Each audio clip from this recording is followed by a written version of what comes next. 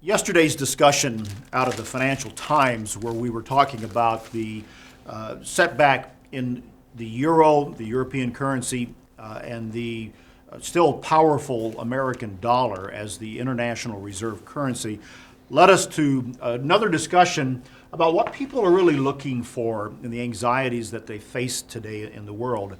And based on what you read in the newspapers, what we see a lot on television and discussion and debate talks, people are looking for hope.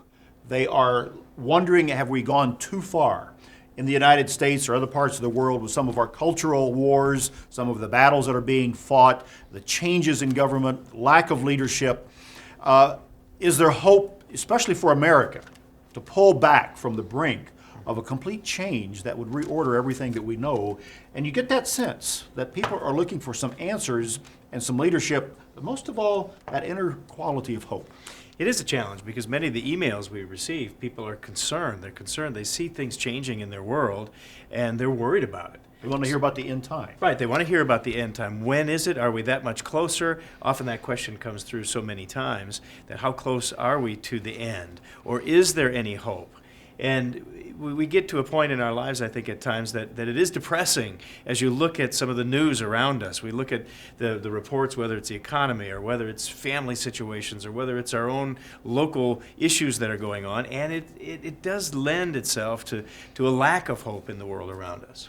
We do cover prophecy and beyond today a great deal, Bible prophecy, but the overarching theme that we're always trying to bring out is that prophecy should motivate us to a relationship with God and with Jesus Christ, and to change in our own life that leads us to a righteous relationship with God.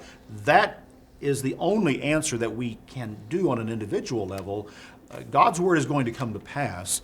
We don't need to be fearful of a lot of things while we still watch and are very much aware and motivated to a sense of urgency, but an urgency to change our lives to relate to God. I think that's part of the challenge for all of us, because some things we can change in our life. We can make a difference, and we need to do that personally. But there's other things that we just have to stand back and we have to wait. In fact, the Proverbs tell us we have to wait and hope, and it tells us to look to God.